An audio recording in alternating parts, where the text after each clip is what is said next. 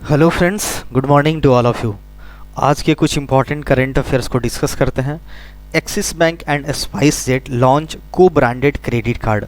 जो Axis Bank हैं और स्पाइस जेट जो कि फ़्लाइट की कंपनी है, इन दोनों ने मिलकर के एक को ब्रांडेड क्रेडिट कार्ड लॉन्च किया है।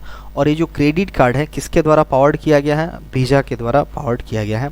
इससे कस्टमर्स को बहुत सारी बेनिफिट्स मिलेंगे, उनको रिवार्ड्स पॉइंट मिलेंगे, या फिर अपना टिकट्स बुक कर रहे हैं इस स्पाइस जेट में तो उनको बहुत सारी छूट दिया जाएगा। ये जो कार्ड है, दो तरीके के यहाँ पे कार्ड को लॉन्च किया गया है। एक का नाम है स्पाइस जेट एक्सिस बैंक वोयाग और दूसरा है वोयाग ब्लैक। दो तरह का यहाँ पे कार्ड को लॉन्च किया गया है। इसका मेन लक्ष्य ये है कि जो भी इस स्पाइस जेट के ज़रिए जो एक जर्नी कर रहा है उसको काफ़ी आसानी से यहाँ पे जर्नी कर सके और उनको बहुत सारी बेनिफिट्स प्रोवाइड किया जा सके। ये जो कार्ड है कहाँ पे लॉन्च किया गया, अनवेल कहाँ किया गया है?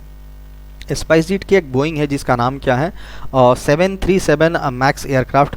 स्पाइस जेट की एक एयरक्राफ्ट है, इसी में इसको लॉन्च किया गया है।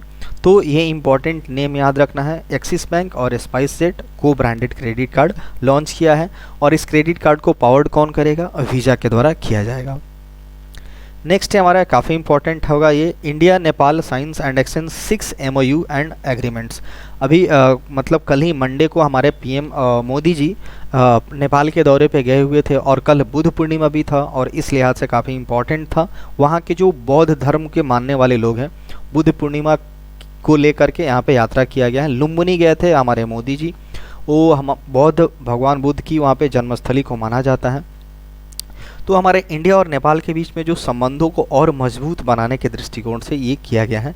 तो 6 MOU साइन किए गए हैं। पहला यहाँ पे दिया गया है Indian council of cultural relations जो ICCR होता है और लुम्बिनी बुद्धिस्ट यूनिवर्सिटी, इन दोनों के बीच में काफ़ी एक MOU साइन हुआ है स्टडीज़ को लेकर के। और ICCR और काठमांडू यूनिवर्सिटी को लेकर के भी इंडियन स्टडीज़ को लेकर के यहाँ पे एक एग्रीमेंट साइन हुआ है।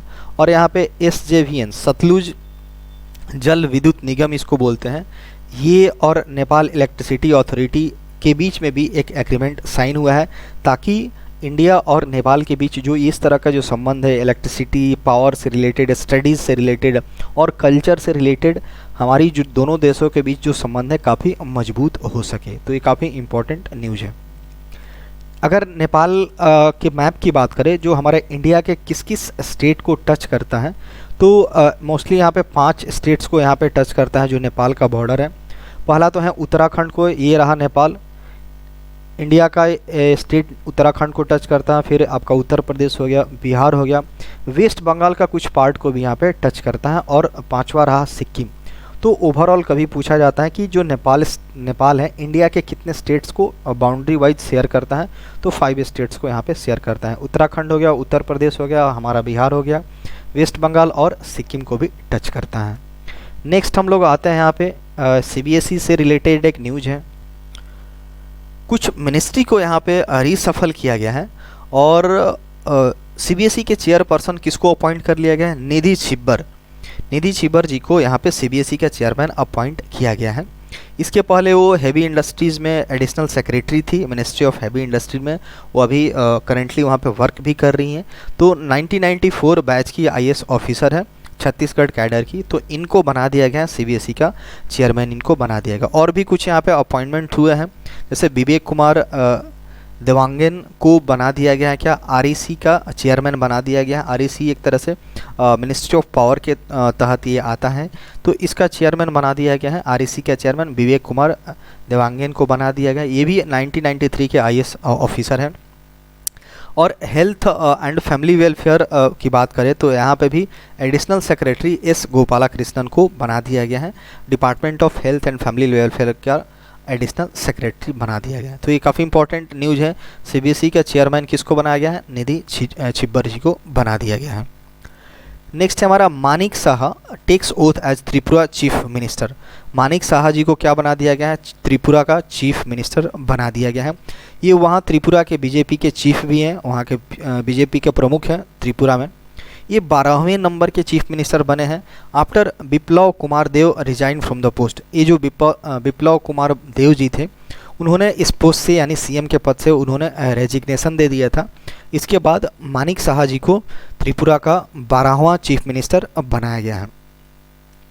त्रिपुरा के जो गवर्नर हैं इनका नाम क्या है, सत्यदेव नारायण आर्य।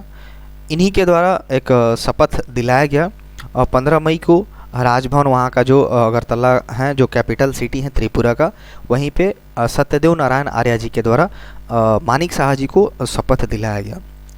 अगर डॉक्टर साहा की बात करें, ये प्रोफेशन वाइज एक डेंटल सर्जन भी है और बीजेपी को इन्होंने ज्वाइन किया था 2016 में। कांग्रेस को छोड़ करके इन्होंने 2016 में बीजेपी को ज्वाइन किया था। अगर बात करें तो Deb had taken oath the CM of Tripura in 2018। जो अभी जो विप्लव कुमार देव जी जो कि रिजाइन कर दिए हैं, ये 2018 में सीएम बने थे त्रिपुरा के। तो ये इम्पोर्टेंट नेम होगा। मानिक साहा को हाल में त्रिपुरा का नया चीफ मिनिस्टर बना दिया गया है और ये 12वें नंबर के वहाँ के चीफ मिनिस्टर बनेंगे।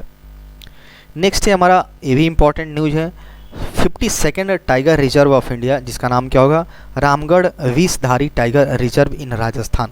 राजस्थान में एक रामगढ़ विषधारी टाइगर रिजर्व है। इसको 52वां यानी 52nd टाइगर रिजर्व इसको क्या कर दिया गया, नोटिफाइड कर दिया गया है।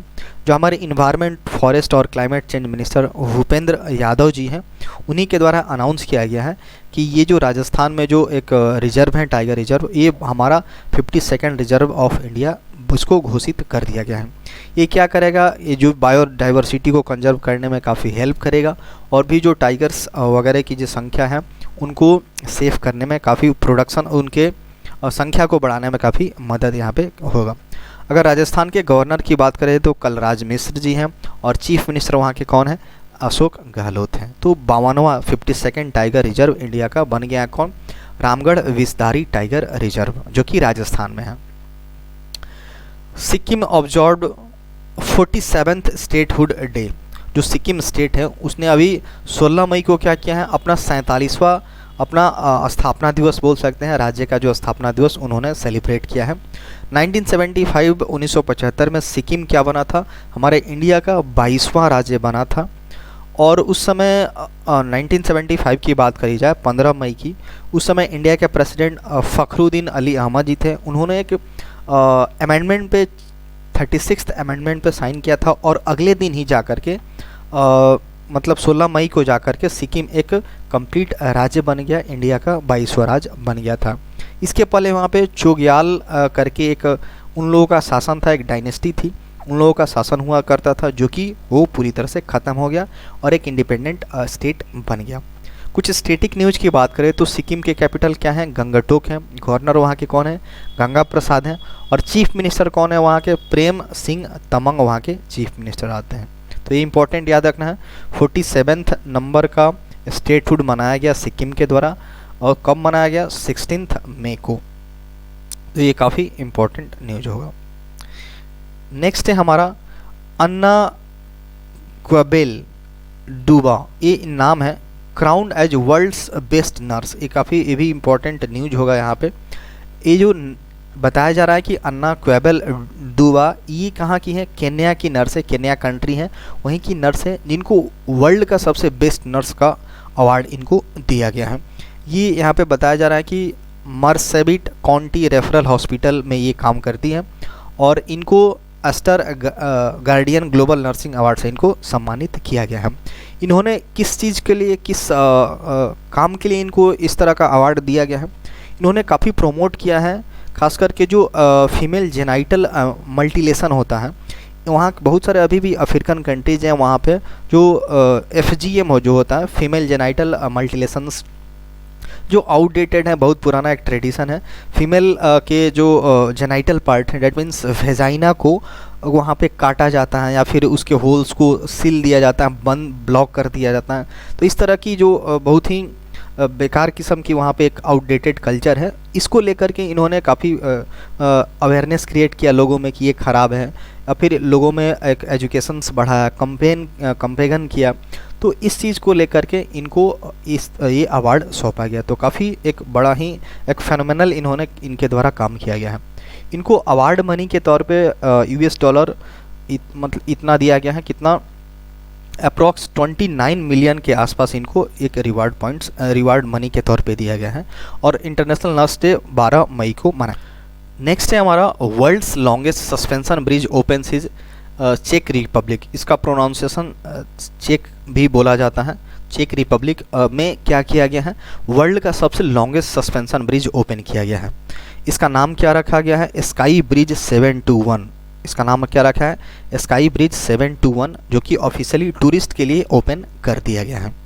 ये अगर बात करें तो दो माउंटेन्स को जोड़ता है, एक इधर मतलब सस्पेंशन है, बीच में यहाँ पे कोई कुछ नहीं है, यहाँ पे दो एंड पॉइंट्स हैं, तो दो माउंटेन्स राइज को जोड़ता है और 95 मीटर्स की ऊंचाई पे है। 95 मीटर्स कहने का मतलब 312 फीट के हाइट पे है above the valley and can be access by cable cars के द्वारा भी इसको किया जा सकता है। तो ऊंचाई की बात करें तो 95 metre, that means 312 feet.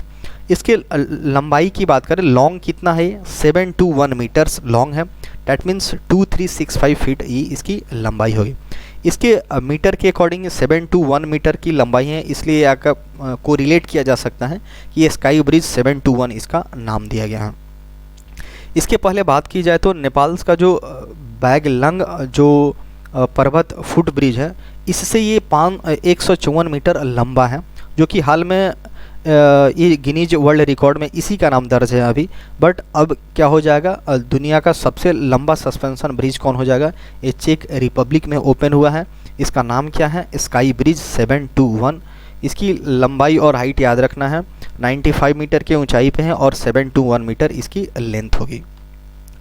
Next है हमारा MORD, that means ministry of rural development. इन्हें क्या किया है, अमेजोन के साथ एक MOU साइन किया है for online marketing of self help group products. जो भी सेल्फ हेल्प ग्रुप होता है उनके प्रोडक्ट्स को एक तरह से सेल करने के लिए या फिर उनको और बेहतर पहचान देने के लिए जो मिनिस्ट्री ऑफ रूरल डेवलपमेंट है, इन्होंने अमेजोन के साथ एक MOU साइन किया हुआ है।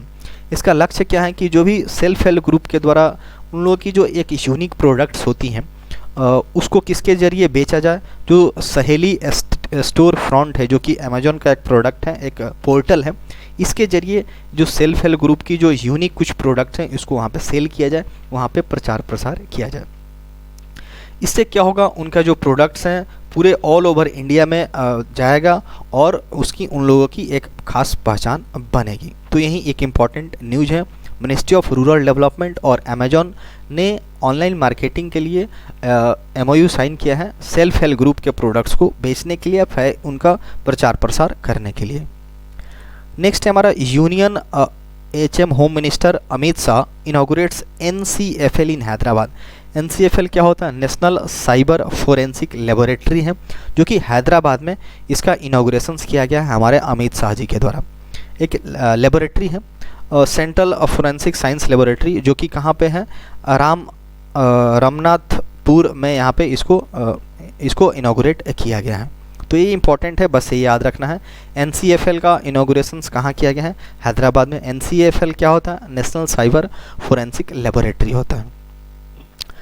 कुछ स्पोर्ट्स न्यूज़ यहाँ पे देखते हैं। India beat Indonesia to lift first ever Thomas Cup. India पहली बार थॉमस कप जीता है इंडोनेशिया को हरा करके, मतलब एक तरह से हिस्ट्री क्रिएट हो गया है। ये जो इंडोनेशिया है 14 टाइम्स एक चैम्पियनशिप रह चुके हैं यह कंट्री। इस कंट्री को इंडिया हरा गया है और पहली बार ये जीत हासिल की है, जो कि बैंकॉक में ये टूर्नामेंट हो रहा था। 3-0 से इंडिया ने इंडोनेशिया को फाइनल में हराया है। और यहाँ पे कुछ वर्ल्ड चैम्पियनशिप मेडलिस्ट जैसे कि लक्ष्य सेन हो गए, किदाम्बी श्रीकांत हो गए, और वर्ल्ड नंबर 8 जो डबल्स की बात करें डुओ में कौन कौन, चिराग शेट्टी और सात्विक साईराज, इन्होंने काफ़ी अच्छा परफॉर्मेंस किया हुआ है। तो इम्पॉर्टेंट है, पहली बार थॉमस कप इंडिया ने इंडोनेशिया को हरा करके यहाँ पे थॉमस कप जीता है। नेक्स्ट हमारा नोवाक जोकोविच जो है defeats Stefanos Tsitsipas to win Italian Open. Italian Open का खिताब कौन जीत लिया है, नोवाक जोकोविच। ये वर्ल्ड के सबसे नंबर 1 प्लेयर माने जा, सर्बियन हैं, सर्बिया कंट्री से बिलोंग करते हैं। इन्होंने सित्सिपास को हरा करके 38th इंडिया जो इटालियन ओपन्स था इन्होंने जीत लिया है। और ये नोवाक जोकोविच है 5वें ऐसे मैन बन गया है ओपन एरा में जिन्होंने 1000 मैच जीता है, अपने नाम किया हुआ है। तो ये 5वें नंबर के बन गए हैं।